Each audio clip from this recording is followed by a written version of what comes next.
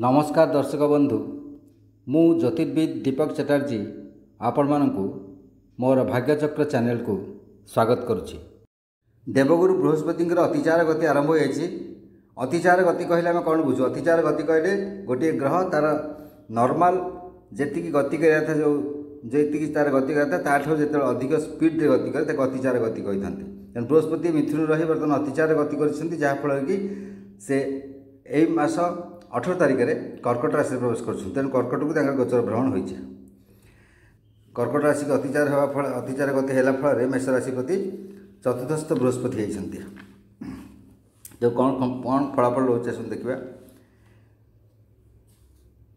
विवाद एवं परास्त जेकोसी जगह आपंकर काम आगुरी से परास्त होबार संभावना रोचे बा विवाद जहाँ अच्छी से गुड़िक वृद्धि प्राप्त होवार संभावना रोचे। अवश्य यह क्षणस्थ अल्प दिन हम तेणु से धैर्य रही रक्षा कले एवं निजर जो अच्छी सत्यता बजाय रखिले निष्ठा बजाय रखिले जेकोसी कम एकाग्रता निष्ठा बजाय रखिले एवं गंडगोल मध्य पाद न पुराणी निश्चित भाव आपंकर मंगल कामना हो।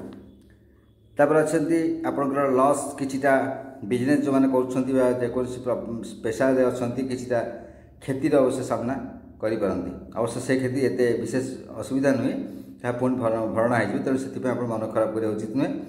एक्सीडेंट किसी अच्छी आप जगिए। एक्सीडेंट अच्छी जोटा कि आपंकर अंटा ठार जंघ मध्य किसी ना कि गोटे जगह एक्सीडेंट हम आघात लगिपे से प्रति आप सतर्क रहा उचित। क्रॉनिक डिजीज जो स्थायी रोग जहाँ जहाँ अच्छी जहाँ थायराइड था डायबिटीज था जेकोसी जिन आप किडनी प्रोब्लेम था जहाँ था जहाँ स्थायी रोग किसी अच्छी से स्थायी रोग किसी किसी वृद्धि प्राप्त हो। तेणु आप शरीर को जगी रखी सब चलतु और निद्रा ठीक समय करूँ। भोजन सुभोजन करूँ ठीक समय भोजन ग्रहण करूँ ताल किसी असुविधा आप हबार देखा जाए। विशेषकर पेटर गंडगोल किसी देखा देवार संभावना रोचे।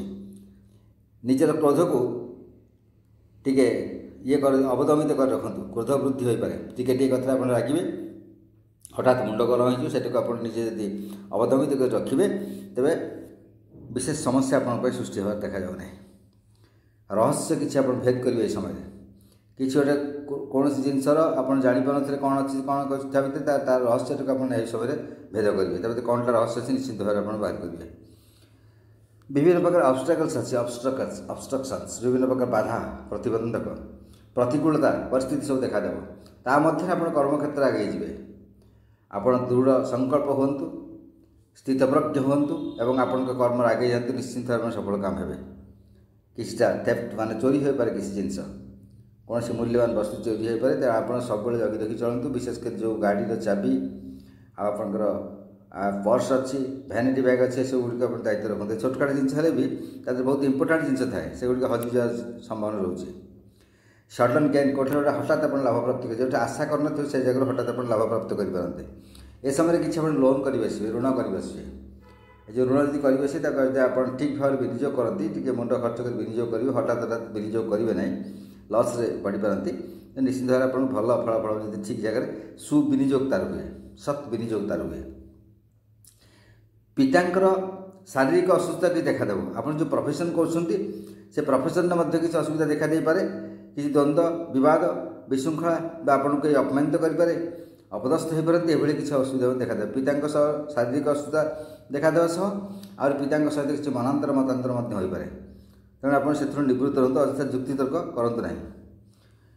तब आसला रिलेशन विथ किंग राजकीय व्यक्ति बड़ उच्च पदस्थ जो अधिकारी अच्छा सहित आप संपर्क स्थापित हो। प्रशासनिक स्तर जो अच्छा बड़ बड़ पोस्ट रे सहित आप संपर्क स्थापित हो सहित भल भाव डिल करूँ आपको निश्चित आपंकर यही समय किसी फलवती ना कि काव आदाय ना परवर्ती समय निश्चित भाव आप सुफल प्रदान कर।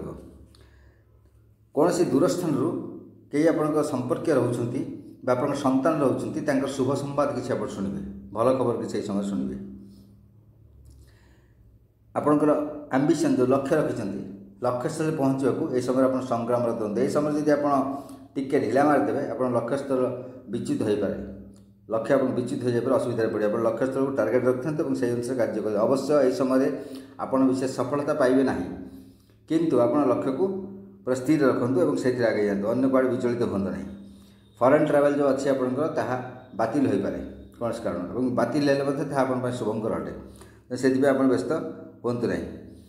ପ୍ରେଷ୍ଟିଜ୍ ଡିଗ୍ନିଟି ଆପଣଙ୍କ ଯେଉଁ ସମ୍ମାନ ଅଛି, ମର୍ଯ୍ୟାଦା ଅଛି, ମହତ୍ଵ ଅଛି, ତା ଦେହରେ କିଛି କଳା ଦାଗ ଲାଗିପାରେ କୌଣସି କାରଣରୁ। ଅବଶ୍ୟ ଆପଣଙ୍କ କୌଣସି ଦୋଷ ନଥାଇ ମଧ୍ୟ ନିର୍ଦ୍ଦୋଷରେ ମଧ୍ୟ ଏମିତି କିଛି ହୋଇଯାଇପାରେ। ଆପଣ କୌଣସି ବଡ଼ ଧରଣର ଇଏରେ ଫସି ଯାଇପାରନ୍ତି। ତେଣୁ ସବୁବେଳେ ସାବଧାନତା ଅବଲମ୍ବନ କରନ୍ତୁ। ହାତେ ମାପି ଚାଖଣ୍ଡେ ଚାଲିବା ଶିଖନ୍ତୁ। ତାପରେ ଆପଣଙ୍କର ବ୍ୟାକବୋନ୍ରେ ଆଘାତ ଲାଗିପାରେ। ଆପଣ ଯେଉଁ ମେରୁଦଣ୍ଡ ଅଛି, ମେରୁଦଣ୍ଡରେ କିଛି ସମୟ ପାଇଁ ଆଘାତ ଲାଗିପାରେ। ସେଥିରେ ଆପଣ ଟିକେ ସାବଧାନତା ଅବଲମ୍ବନ କରନ୍ତୁ। ବିଶେଷ କରି ଯାନବାହନ ଦୁର୍ଘଟଣାର ସମ୍ଭାବନା ମଧ୍ୟ ରହୁଛି। ତାପରେ ଏକ୍ସପେଣ୍ଡିଚର,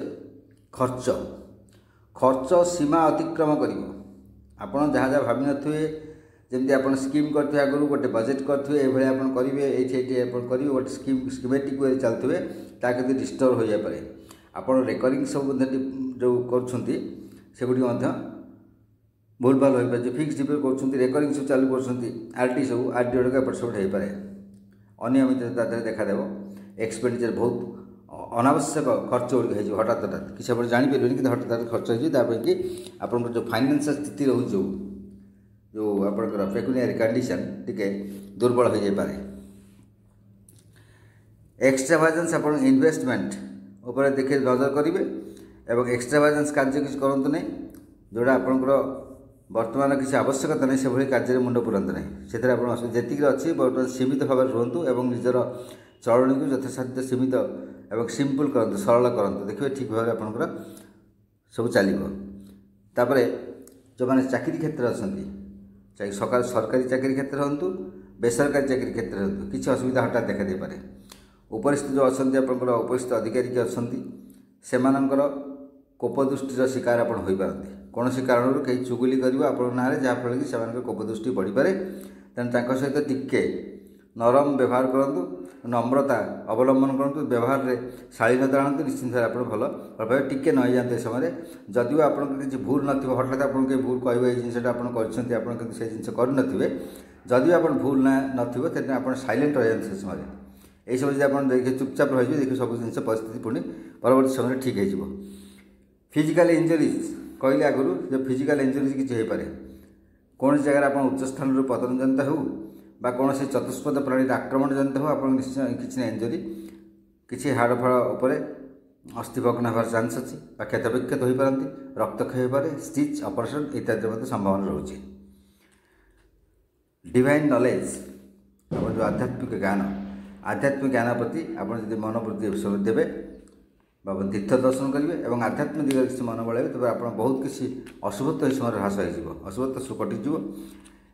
ଏନିମିଟି ୱିଥ୍ ପବ୍ଲିକ୍, ଆପଣ କିଛି ଗୋଟେ ମାସ୍ ସହିତ, ଗୋଟେ ଜନତାଙ୍କ ଯେଉଁ ଜନଗଣ ଯେଉଁ ଅଛନ୍ତି, ଗୋଟେ ମାସ୍ ସହିତ କିଛି ଗୋଟେ କୌଣସି କାରଣରୁ, ଯେଉଁଠି ଆପଣ ଲିଡରସିପ୍ ନେଇଛନ୍ତି, ସେଠି କୌଣସି କାରଣରୁ ଆପଣଙ୍କର କିଛି ଅସୁବିଧା ପଡ଼ିପାରନ୍ତି, ମର୍ଯ୍ୟାଦା ହାନି ହୋଇପାରେ। ସେଥିପ୍ରତି ଆପଣ ସତର୍କ ରହିବେ। ବାକି ଏହାପରେ ବୃହସ୍ପତି ଯେହେତୁ ତାଙ୍କର ମିତ୍ର ରାଶି ରହୁଛନ୍ତି, ଉଚ୍ଚସ୍ଥ ରାଶିରେ ରହୁଛନ୍ତି, ତେଣୁ ଯାହା ପ୍ରତି ଅଶୁଭତ୍ୱ ଫଳ ଦେବାର ଥିଲେ ମଧ୍ୟ, ଯେଉଁ ବୃହସ୍ପତି ଯଦି ନିଜ ଘରେ, ନିଜର ମିତ୍ର ଘରେ ବା ନିଜ ତୁଙ୍ଗ ସ୍ଥାନରେ ଥାନ୍ତି, ତେବେ ଏତେଟା ଅଶୁଭତ୍ୱ କାହା ପ୍ରତି କରିନଥାନ୍ତି। ତେଣୁ ମେଷରାଶି ବ୍ୟକ୍ତିମାନେ ବିଚଳିତ ହେବା କିଛି ଆବଶ୍ୟକ ନାହିଁ।